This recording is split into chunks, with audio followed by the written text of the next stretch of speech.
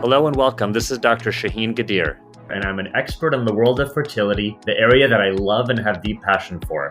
I have helped thousands of people around the globe start their beautiful families, and in this podcast, The Fertile Life, I interview guests about their paths to parenthood and dive into discussions around how the road to becoming a parent shapes us. Also looking at the balance between family and many responsibilities life demands from us. And we'll be discussing the challenges that we encounter along the way. Through insightful conversations, I hope to create a guide for listeners in all stages of life and break many stigmas often associated with fertility. We will also share all the health and wellness tips my guests and I have learned over the years. Follow along as I take you on a journey towards the fertile life. Hi, everybody, and welcome to the Fertile Life podcast. I am beyond excited today. One of my favorite human beings of all times that I have known, I want to say like when we were little and now we're bigger, but maybe from different stages in our lives together. Molly Stuber is here with me today. And for those of you, it's impossible that you don't know her, but she is truly one of my favorite people. She is one of the smartest women, one of the best moms, one of the most career-driven human beings that I've ever met. And I've never met someone that never sits still and is always doing something productive. And I'm so happy to have her here with me. Like I like to do with all of my guests, I want to give them the opportunity to introduce themselves and say what they are the most proud of in their career. Hi, Molly. Hi, Doctor. I cannot call you Dr. Ghadir. Hi, Shaheen. How are we? I still think I'm little, Shaheen. I know, me too. I still think I am the ripe old age of 37. Yep, 37. What am I most proud of? Honestly, I think my family. It's funny, when I first met Shaheen, and which we'll go into, I was walking by a magazine in a grocery store in Los Angeles, and Heidi Klum was on the cover. And I thought to myself, I'm so jealous of her.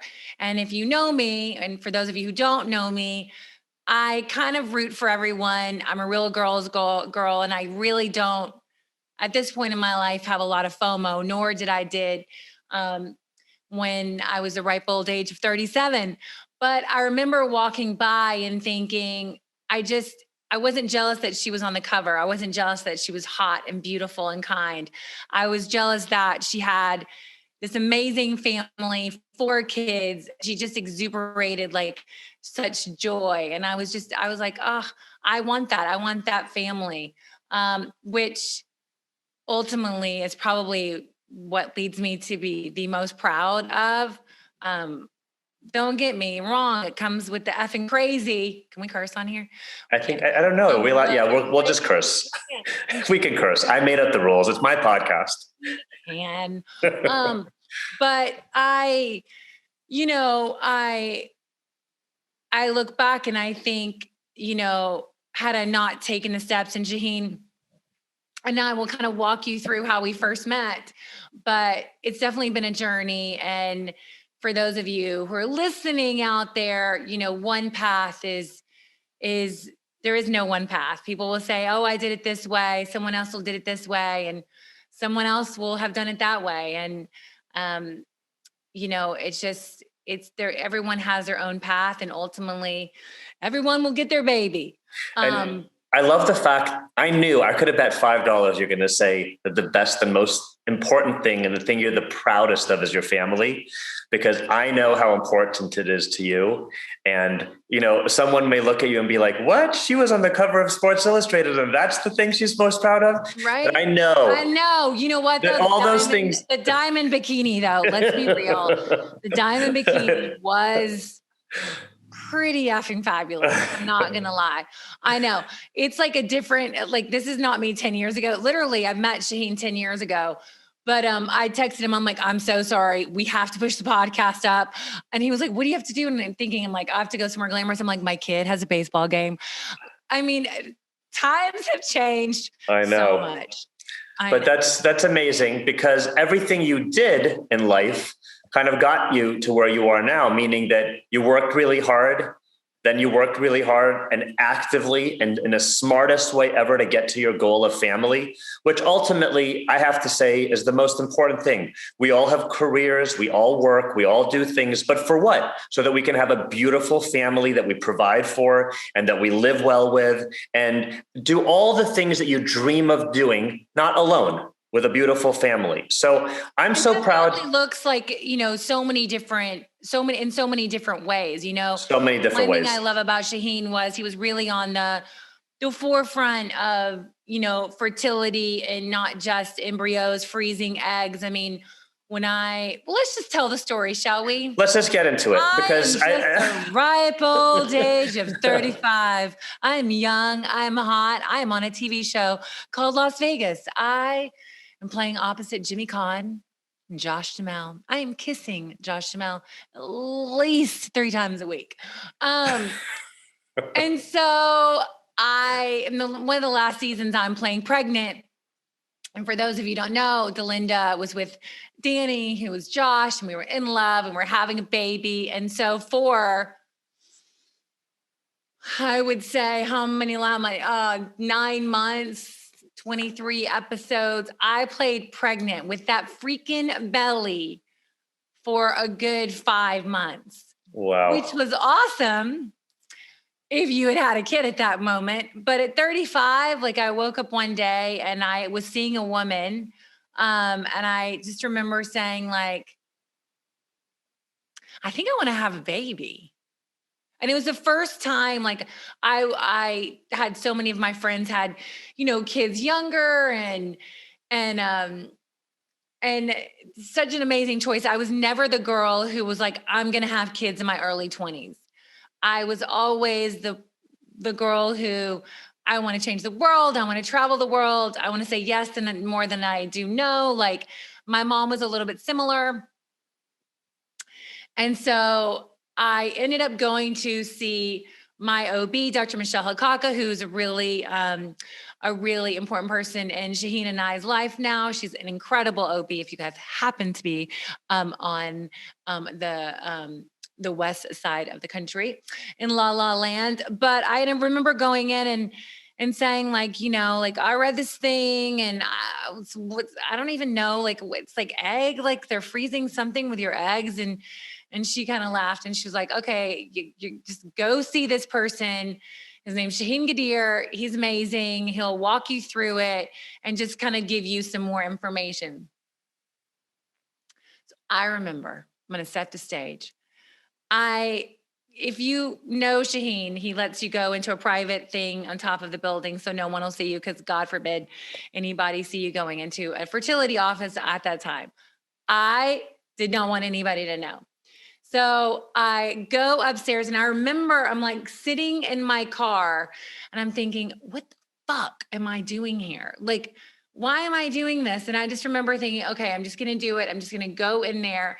And you have to remember, this is 10 years ago.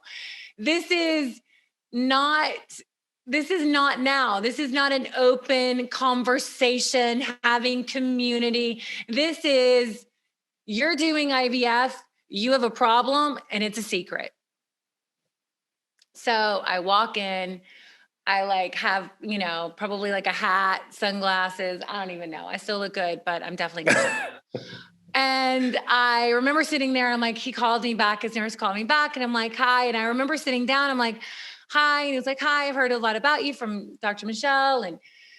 And I was like, I'm here. And I think, I want to maybe I want to try to maybe have a baby one day.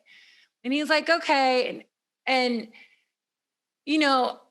knowing not really anything about besides egg, sperm, we meet and we make a baby, he kind of brought me through this is what happens. So 7 minutes in, I'm pale and sweating because if you even go see him or you walk down his hall, you see the statistics of basically birth until you walk in that office, which everything goes downhill. And so everything goes downhill. Sorry, I hit my mic. I'm going to say that again. So everything goes downhill from that moment. So you see all the graphs and all the charts. And I'm like looking at him and I'm like, oh my God. And he's like, I really think you should do embryos. Do you remember this? I do. And then to fast forward just a tad bit, I remember clearly the day you came into my office. And just like everyone else who comes in for the first time, especially 10 years ago, when we were talking a different language, that like, we were like, okay, we're beginning to freeze eggs. Guess what? I have not had one person use the egg. People are like, well, how do I know my eggs are going to work? I'm like, we're going to pray that they work. Thank God they worked. No, I remember thinking like, and he was like, look, I just want to be really brutally honest with you. I can freeze your eggs. He goes, but if you really are serious about having a baby, having an insurance policy, you probably need to freeze with sperm, create an embryo and freeze and go from there. That was not in my head in any way possible. And so he turns, he starts typing. He turns and he goes, it's very easy. We can find you a sperm donor. And I'm thinking, a sperm donor? Like, what? I am so not there. I get so upset. Like I go, look at me. I think I still have it in me to find my prince. And he's like, no. I know. But like, anyway, if you guys know anything about me, some things I don't want to hear. And that was one thing I did not want to hear. I was so mad. I'm like, I went upstairs back in my car. I started crying. I'm like, I just wanted to talk about freezing eggs. Well, I got to tell you, the world has changed significantly. We used to tell people that embryos do much, much better than eggs, but that has changed completely. And we don't tell people that anymore. But what's crazy is that 2 years later, I go with my now husband. At the time, he was not my husband, which is kind of weird, but that's another story. I go with my now husband, and lo and behold, it is what Dr. Ghadir said. I did not freeze that. It was 2 years later? I don't remember that being 2 years later. I thought it was maybe a year later, no? No, because I remember I got married in 2011, and I froze with you. Oh, for sure. January and February. 2011. You're absolutely right. Because my wife was incredibly pregnant with twins at your wedding. And they're born in January of 2012. And your wedding was like September, I think. Yeah, my wedding was September. Yep. And so really I went to Shaheen and, I was starting to be older. And again, not to say that, a geriatric pregnancy doesn't start at 37, but apparently it still does. But that being said, we did freeze embryos as an insurance policy because, Shaheen was like, look, you are starting later in life. You have to remember this is 10 years ago. Technology was nowhere where it is today, as it will be nowhere where it will be in 10 years from now. But we ended up freezing with embryos. And then I got married. Shane came to my wedding and I called him like a month later. I'm like, guess what? I go, I'm pregnant. He goes, wait, what? I'm like, I know. I got pregnant on my honeymoon. But that being said, I will always say, maybe it was because I was relaxed because I had gone through it. Maybe the old wives' tale is like fertility kicks up your system. I don't know. I know all those things are true. So, I think the fact that you were at peace of mind, knowing that we had good embryos that were genetically tested, they were normal, they were good, that says a lot. And the fact that you just went into it with doing everything you could in your power, which is so you, to make sure something is done well and perfect, was the right thing to do. I think this paved the path for you. And I honestly believe that this paved the path for you to have such beautiful and flawless fertility of your own, knowing that you have this insurance policy there. Totally. I mean, I think, we always talk about when someone's coming in an IVF doctor, if someone's going down the IVF route, more so to have the baby, to really go for it. Most women are already, feeling bad about themselves. Something's not working. now times have changed, which I'm so happy about. I'm so happy that, women can start in their early 30s freezing or 20s if they notice they have an issue. I'm always talking about, someday Shaheen will write the book I always want him to write, the IVF Bible Encyclopedia, IVF for Dummies or fertility, because I do think those little steps that you can take, even if it's just the blood test or even if it's just the consult with someone like Shaheen, because even though, and we do this, a lot of women do this and I do this, it's like, you don't want to know. Like my girlfriend and I had this whole conversation the other day. Her mom died of pancreatic cancer. And I've been wanting her to get some marker tests done. And she's like, but I don't want to know. But you do want to know. It's always better to know. I don't want to know. I recently had to do some tests with a friend of ours, Dr. Baker. And I was like, I need to know. Like at this point, I'm fucking driving myself crazy. Like I need to know. Sometimes you want to know, you just don't want to know. But when it pertains to a woman's fertility and their path and what they ultimately want, I do think, and not against an OB by any means, but if you can go to a proper fertility specialist, pay the consult, get the initial test, you kind of know. And I mean, Shaheen can walk you through that a little bit more. We're going to talk a little bit more on my podcast about, what a woman has to do. What are the things they need to do? Because knowing and having that plan, I think is everything. I love a plan. My husband loves a plan. I live off of a plan. And even though I get scared of the plan sometimes, Shaheen said this to me once. When it's time to put the embryo in, that's panic. That's when you have to panic. And that's when I panicked. It's like freezing wasn't actually so bad because I took half the pressure off. And then I waited. And then, Shaheen and Scott and I made the decision of our next path. But I always remember, I will always remember that, because just when you were freezing, yes, it was difficult and you're a fucking raving bitch and you're mean and you're hormonal and but again, it's just 12 to 14 days. Like I look at women and I'm like, they're like, I don't want to do it. I don't want, but it's literally 2 weeks of your life. I know. And those 2 weeks. Yeah. Those 2 weeks. So things have changed so much. We used to have people running in at 39 and a half before their 40th birthday, crying and freaking out. Now I have these young women that are empowered to come in. They turn 30. They're like, I'm 30. I know I'm not going to have a child for a bit. I want to do this right now. And I want to not worry in the future. They just want to know. They just want to know, how many follicles do I have? What's my AMA? What's my FSH? And if you can say to them, you know what, boo, you're good. You are good to go. You are audio. Not everyone needs to freeze their eggs. You know what I mean? Well, not everyone. I do tell people that have really good fertility that now is the best time to freeze and preserve your fertility, because it's one of those things that when you do it, when things are really good, you're going to do better. And a lot of insurance carriers, a lot of them are now covering it.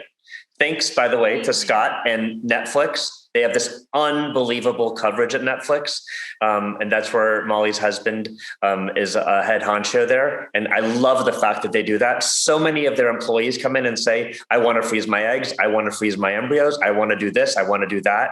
And it's been unbelievable. Have the money to do it, which is amazing, because fertility shouldn't just be for fucking rich people. That's right. I don't mean that in a bad way, but I'm so happy companies are taking that step. Also, and again, it's not just women in their 40s or late 30s where it's just so rushed. Which I think is truly amazing. But by the way, our technology now is amazing. So we've used so many frozen eggs now that have led to beautiful, gorgeous babies. So many gorgeous babies. I mean, I've had 44-year-old people freeze eggs and come back and use them and deliver their child. and have a beautiful kid. So we're so proud of Are them. you trying to tell me something, Shane? No, but we're definitely not going to ignore the question, what do we do with your beautiful embryos? I mean, something that I think about. Yeah, you do. You never know. I mean, literally, I was shooting the Kelly Clarkson show yesterday.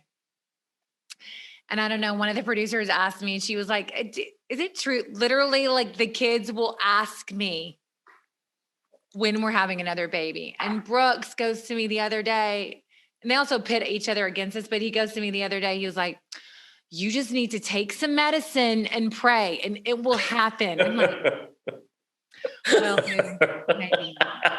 But no, I do. I think it's so important for women to take fertility into their own hands. I really do. And everything has come so far. I believe in acupuncture.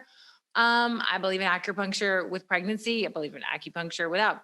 I do too. And I love acupuncture. So Love. I used to go to this woman, and she's amazing, Dr. Jing here in Santa Monica. And I was committed. I will say, I was committed. I always say, I would drink these disgusting, it's like drinking dirt. Mud, but I did it. I know. I actually got some as well for like sleeping well. And I was like, what? Now I know what my patients are complaining about. I poured the dirt in the cup and then I drank the mud. I never slept so well before in my life, but I don't think I could drink that every night. So I would go to Dr. Jing, like literally 6 months pregnant, not pregnant, 8 months pregnant. And I'd be like, I'm like having it. And all of a sudden I'm like, I'm like literally snoring. I'm like, slobber is coming down my neck. I'm literally snoring. Oh my God. Well, that rarely happens for me, but yes, I need to take some mud very soon. I don't want to forget to talk a little bit about how you balance your life. So we're lucky. Thank God we got you married off. We found you probably the nicest guy I've ever met in my life. We got you married off. That's how we say it in our mic. Fight last night, Shaheen. Oh God. Well, I'm sure it's not his fault.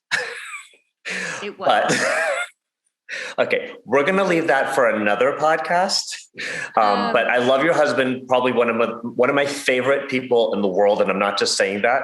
I've said it to a million people, and he's lucky to have you. You're lucky to have him. You guys are busy, and you don't forget to live, which I love. Coming up on my 10 years, and I looked back at it and I was like, holy shit, we've done a lot. We are busy. I always tell people to live hard and play hard. And I mean that in the best of ways, make memories. My mom was great about traditions and celebrations and Can we take a second? I want to talk about Dottie for a second. Don't get to know a lot of my patients' moms, but Molly became a very dear friend, and I got to meet her mom. And I got to tell you, there's a reason the apples don't fall too far from the tree. And she is an unbelievable woman. The way she used to say Dr. G. Dr. G, she loved you. And I loved her so much. And I can see how she inspired you to be the best you could be in every single thing that you do. And I just wanted to take this second because I miss her. And I know that you do. But she's an unbelievable inspiration that has made you an unbelievable human being, the most caring person and the most caring mom in the world. So I needed to take this second to talk about her. No, she's amazing. She was, I think she wanted me to see Dr. G more than I wanted to see Dr. G. She definitely wanted me to have a family. And, she was just my biggest cheerleader. And it was a rough couple of years. And that's when I look back on everything with having 3 kids and my husband moving jobs and me kind of segueing into other paths and opportunities so I could be with my family. But she was amazing in so many ways. And, she really was my biggest cheerleader. And she was so positive, always. And that's so important. It's so important to if people don't have that, not everyone's going to have a Dottie as a mom. No, I know. But if you don't, you have to realize that it's so important to get some positive energy in your world, whether it's through yourself or whether it's through friends, whether it's through whoever. I just want to kind of go out of my way to tell everyone, sometimes I have single women that come in, and I loved once when I had 3 friends come in together. They were there for each other. All 3 of them froze their eggs together, and they were there for each other like I have never seen friends before in my life. And it made me, when I see someone come in and I'm seeing a vulnerable moment, I'm like, the first thing I say is, do you have a friend that you'd like to do this with? So if you have that and you can bring some positivity into your life, I think it's really, really important. Yeah, because it can be a straight road. It can be a dirty road. It can be a hilly road. I think, it's not easy. Even just like the first steps of like, oh my God, I'm going to go see a doctor. You know what I mean? Like, but I think, having positive people, and my mom did love Shaheen so much, and just what he brought me and how he helped me. And she was a very, very, very kind, tough, but a beautiful woman. And Beautiful.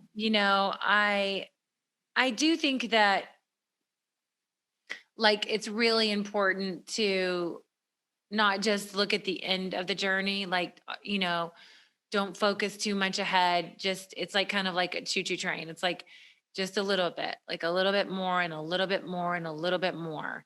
Um, but I do think it's really, really important to have positive people. I have very good friends. You I have do. good You have great friends. We're both very fortunate. We have really good friends in our lives. And I think that goes a long way in people's life. And I think, and if you don't, don't think you're not, like, find someone, move on, try to find new friends. If you feel like you're not having that positive energy out of your friends. But I really want to go back to how you plan a little bit. So my planning has got us far in life and done really well. And I don't know how my wife does it. I don't know how you do it. I don't know how you guys are the mom and do all the things that you do. And I really want you to spend a few minutes, if you don't mind, and just kind of, talk to people about how you balance everything. And like you said, you work hard, you play hard, you have fun, and how much you've done. Just from me thinking right now about the last 10 years of your life, it's incredible how much you've done.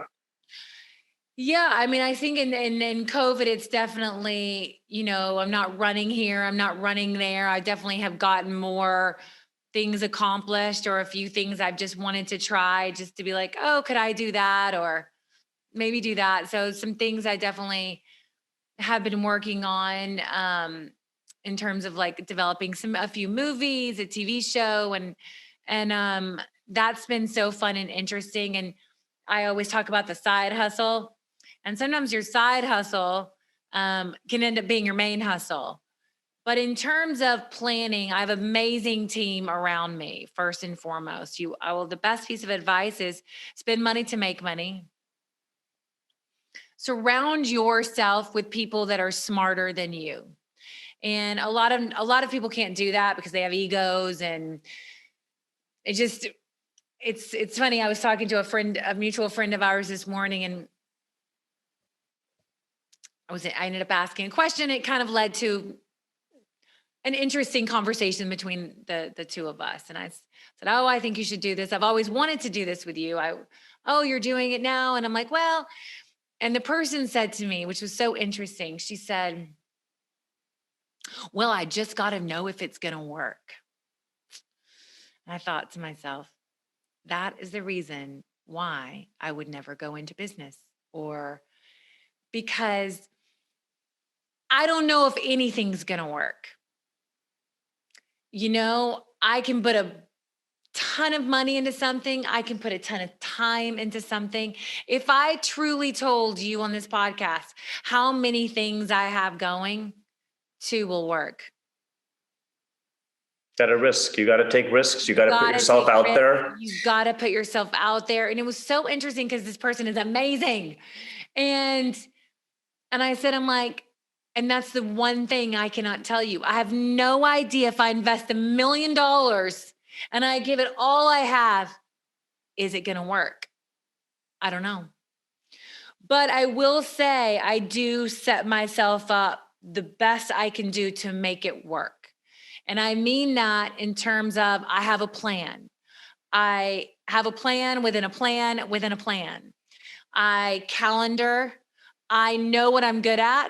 I know, more importantly, what I'm not good at. I am not someone who micromanages. You do not want me micromanaging.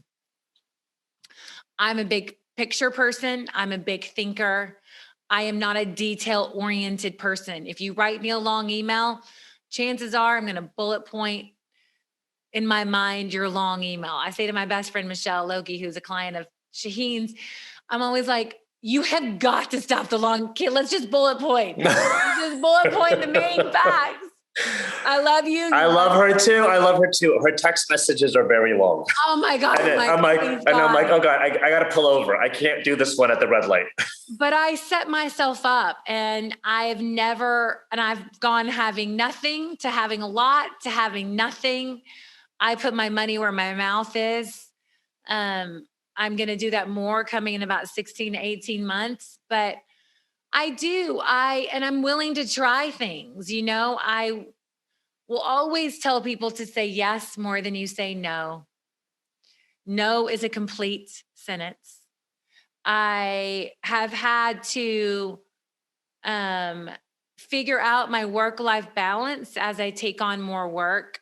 I had a little bit of a moment before COVID started, and she was getting pretty ill. This was about a year and a half ago. I had to say no more. And even though I love my friends and I love helping people and my aunts, cousins, brothers, sisters, neighbor,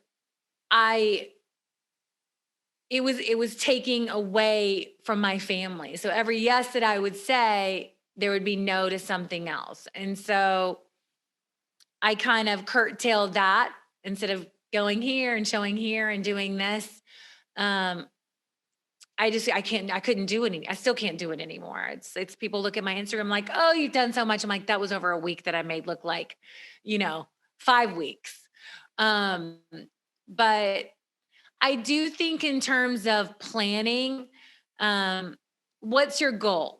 What's your end goal? Do you want your kids to be a professional soccer player? Do you want them to be in sports? Do you want them to be at academic school? Like, know your kids, figure out who they are, and be behind them. Try to look at them each as an individual in terms of trying to set them up for success. I can tell you I was not the smartest kid.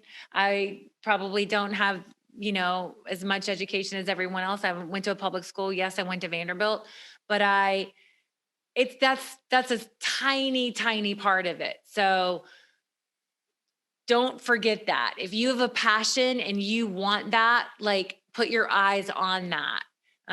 Be your queen, be your own director, be the director of your life. You know what I mean? And I truly mean that. But you have to set yourself for success. I have an incredible group of people. It grows and it gets bigger, which scares me. I said today to them, I was working with someone that's probably, it's not going to work out. And I was saying to my girls today I was like, okay, well, when you run people, which soon you'll leave the nest and you'll leave me and go away. I'm going to give you one piece of advice. Hire hard and fire easy. And I mean that. If in your gut, something's not working, that's okay. It's just not working. And I used to have the hardest time, like, trying to tell somebody, because I'm a pleaser, I'm from Kentucky. And now it's always best to be honest for the most part. You don't want to crush someone. You don't want to, make them feel bad, but be honest. Be not critical, but be honest. And I always say, like, we have these 360s with, with the women that I work with and men that I work with. I'm like, okay, well, tell me what I can do better. How can I do better? And what can I say better? What can I do better? How can we be better? And I think it's really important, like when you're interviewing someone, when they're interviewing you, you interview them, like take back that power. If you want that job or you want that part, like, You yes. just said something about your personality that is so key that I want to touch on, that I think is very important for people to learn from. Getting better. Like if you're not always striving to get better and better and better, like I think I'm a million times better doctor now than I was when I started. Of course you are, because you listen to your patients, you listen to your feedback, you grow as a human. I mean, you're not the same person as you are 30, you are 40, you are 50. Let's hope not. Right. And if you're not getting better, then you're doing something wrong. Then you're doing something wrong. Or you're clueless, and being clueless is wrong. Yeah. I look at people's resumes and we mentor a lot. And I'm like, I look at like how long people have stayed together, how long people have worked together. I look at those relationships. I look at, have you gone from 6 months to 8 months to a year to however long I'm like, what do you do? What is all of this? Why are you moving so much? There's gotta be a reason. Mm-hmm. But I will say that it is important to know what you want. If you're starting a brand, the single most important, I feel like I'm giving a TED talk. The single most important thing is, why are people buying into you and your brand? It's not what you have, it's why they buy into it. There's a great TED talk by the name of Simon Sinek, and he talks about the why. Why do you buy Apple over Gateway? Gateway makes computers. And it talks about why we buy into something, why it's the why. You don't buy it. You might buy it for what it looks like, but you buy it because you love it, because you believe in it, because it fills you up inside. I don't know. I'm making this up, but no, but it's so true though. It's so true. And your heart has to be into things. Yeah. Like we talk about doctors. There's nothing that I like better, which is probably why Shaheen and I hit it off. I like a truthful, honest doctor. I like a cocky doctor. Some people don't like I love a cocky doctor. I love that they know more than me and they have a path and they're like, here's our issue. What are we going to do? And this is how we're going to do it. There is nothing I love more than a confident doctor. I walk out and be like, he's got me, or she's got me, or there's a path, you know what I mean? Like, and people sometimes tend to shy away from, oh, he scared me. Well, he scared me too, but he's going to get you to where you need to be and want to be. And this whole path gets scary for people. For that 30-year-old that comes in proactive, they're not so scared. They're doing it all the right reasons. As you get older, it gets a little scarier. Oh my God, is it going to work? Is it not going to work? How am I going to pay for this? How am I not going to pay for this? All of these things. And that's why it's come up in quite a few. One of the podcasts I recently did, the woman said to me, she's like, women need to be proactive. I would tell myself 20 years ago, you need to start putting a little bit of money aside every single month, because when you hit 30, you need to be prepared and not be like, oh God, I can't do this because I have no money. You're right. So again, it's just taking care of yourself, being smart. Also, what you led with, it's having a plan. It's having a plan in whatever you do and want to do. Yep. I recently went embarking to try to be a producer. I've learned a lot. You know what I mean? I've learned a lot. Yep. But I think the work-life balance as a mom, I'm not going to tell you is easy. It's never easy. I never feel great about myself. If I feel great in one area, I feel terrible in another area. If I feel terrible in another area, I feel fabulous in that area. But I also, I put a lot of effort into what I do. So I put a lot of effort into my kids. I do have help. I'm not ashamed of admitting that I do have help. I set myself up to be great. Yeah. You know, I have friends of mine sometimes just make it harder for themselves. And I'm like, you know, this is harder. You know, you're going the hardest path possible. And listen, I hear you. And you know what?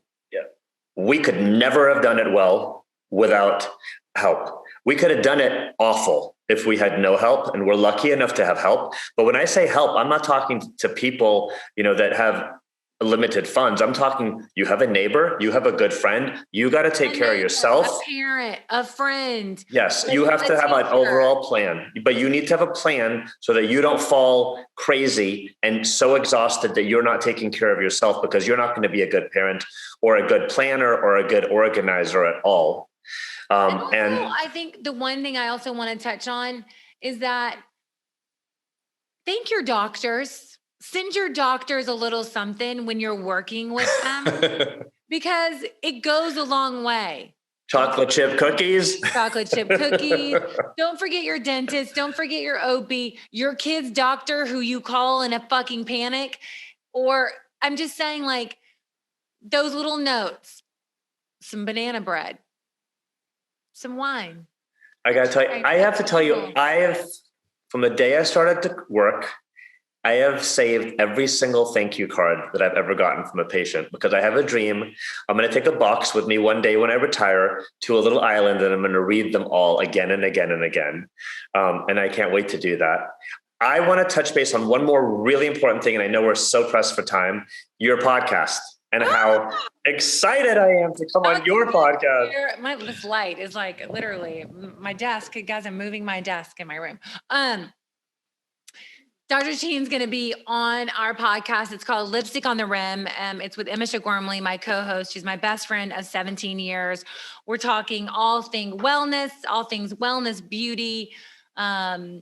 We're talking boys and Botox. We're going to be talking to plastic surgeons, nutritionists, dietitians, fertility specialists. Well, Shaheen is our only resident fertility specialist, but no, and just really, you know, giving women a path and an open communication to be able to talk about, you know, what they want to talk about. And in terms of fertility, we're going to, you know, be talking to Shaheen about really what are specifically those steps that a 30-year-old needs to take, a 35-year-old needs to take, and a 40-year-old needs to take, and how to get there, and what you need to have in place to try to get to where you want to get. We've come a long way in 10 years with fertility, and it just keeps getting better and better and better. And it's not a dirty word. And I really want to, you know, explore that, but it's really fun. And it took over a year and a half to do it. It's so funny. I had our first conversation about, I think we looked it up, and it was December 2019. Wow. Yeah, I wasn't for sure. I could do it time-wise, and just, you know, like I said before, I want to give it my best shot and do it amazing. And so far it's been great. We're in the season. We've had It's Me Tinks on, who's an amazing comedian. We've had a sexologist on. We've had a plastic surgeon on. And it's just really, you know, kind of getting everyone to get a sneak peek into my community and experts. And these are, you know, the people like you who I trust and really believe in, and more importantly, I believe in their advice. And so I'm so excited. I am so excited it's fun. We talk beauty and wellness, and we drink alcohol. It's awesome. It's going to be amazing. On the Rim, and you can get it wherever you get your podcasts, but definitely listen to it. It's up, it's out. And yeah, I mean, it's so different than how I first, you know, thought this podcast was going to be, in so many different iterations. But I do think that sometimes I feel like, some things take so long. Then I look back and I think they were supposed to take long for a reason. Yeah. You know? I look back and I think, yeah, I'm an old 47-year-old to have a 4-year-old, but I got to tell you, there's a lot of pluses having children later in life. Oh, yeah. And we're going to talk a little bit about that. And if you are in that mid, what you can do. And I want Shaheen to just really do a deep dive into what women can do in their choices. And like we said in the beginning, there are so many crazy ways to go about having a baby. Oh, yeah. I really want to talk about whether it be a sperm donor, a surrogate. Those are different paths. But again, it's a difficult path. It's a difficult road. But to be honest with you, it also can be a great road, and it can have some bumps, but it can lead to amazing things. And even though I never had a baby through IVF, I feel that IVF was part of my journey. I know that hopefully in 50 years, when Scarlett's 90 and she comes to Shaheen when he's still practicing, that, to set her up to have a baby, and it's really important. And I think, having my mom, pushed me to go see Shaheen, and it all worked out perfect. So with that being said, I want to thank you for, first of all, being so open and honest and on top of it, and sharing your story with people over the last, years that you've been completely open about this, and empowering people that have come into my office and pushing people that needed the push, because your heart is into so many ways, into people that you go out of your way to help. And I love you for that. So I want to talk about when you come on, like I did fucking panic. I did call you 9 times and please God, tell me like that it worked, or guess what? It didn't work. I mean, I'll tell you, we'll go in a little bit deeper, but it is a panic. It is a guttural, awful feeling. And I have to say it's normal, It's normal. And in the long run, it all works out. And it does. And it all works out. But I think, for anybody listening to Shaheen, he sees patients all over. I'm gonna plug him for a second, but he sees patients from all over the world. And I think now with COVID, and I think it's been great to be able to, I'm sure, he can even see more people because of the consults, and ultimately he has to see you in person. But make sure, take a consult with Shaheen wherever you are, because it's just to hear his path and what he can do for you and all the different options. And I keep going back to that, but checking your fertility gives you options. Yes. If there's one thing you take from this, is check your fertility. And that just doesn't mean at 20, 30, 40, 50. That means check your numbers. I'm going to see Dr. Geller, he's an endocrinologist we also have on the podcast, and gonna go check those hormones. You know what I mean? But I think it's better to know, and then you can figure out your path and your journey. And look, like I said, it's a different journey for everyone and everyone's path. And you hate those bitches that, get that fucking clear blue thing and they're like, I'm pregnant. And you're like, you know what? I'm now 9 months in. But again, we can secretly hate them, but we love them. And we love them. We love them all. We love you. You have to go to a soccer game, by the way. I have to go to a baseball game. Oh, baseball game. Sorry. Baseball. And Stuber is one of the coaches. So there we go. But anyways, I love you. Thank you. Love you too. Thank you so much. This was so fun. I know. 10-year anniversary, if you can. I know. I think I need to get you a gift for tolerating me for 10 years. I like sparkly, see-through, beautiful things that one wears on a hand or an ear, or it looks perfectly on my neck. Give Jessica my love and the kids. Thank you so much, Charlotte. Thank you. But I cannot believe she turned 4. I know. Where was that? Where did that come from? She has a Charlotte. Jessica and Sheen have a Charlotte. I have a Scarlett.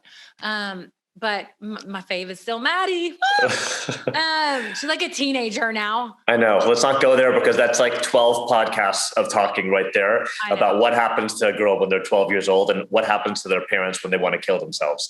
But that's a different podcast.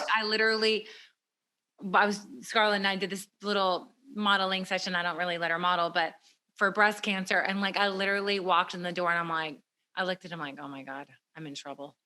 7 years from now. Just wait. So I wanted to thank Molly Sims for being here with me today. I had a blast. Thank you so much. I could talk to you forever. I mean, literally, I could talk to you forever. I could just like sit in bed, have some fun. And we could just talk and talk and talk. We could just talk and talk and talk. Shaheen is like a woman in that way. I'm going to end with this. Shaheen can talk like it's nobody. I love this about Shaheen. Literally, I can call Shaheen and we would talk about nothing. We wouldn't even talk about fertility. We'd be like, you got to go take your medicine. Anyway, yeah, I think I could talk too much. Thank you for having me. Give the kids a kiss for me and tell Jessica I love her. And I don't know how she puts up with you. I'm joking. And thank you, everybody, for listening to The Fertile Life. And you can find the podcast wherever you listen to podcasts. And I look forward to you listening to our next upcoming podcast. Have a wonderful night, everybody. Good night. Bye, guys. Bye-bye. Thank you for listening today. If you've enjoyed listening, please feel free to write a review. Also, feel free to follow my Instagram at Dr. Shaheen Ghadir and message me if you need help setting up a consultation. Look forward to speaking to you soon, and I would love to help you start your family.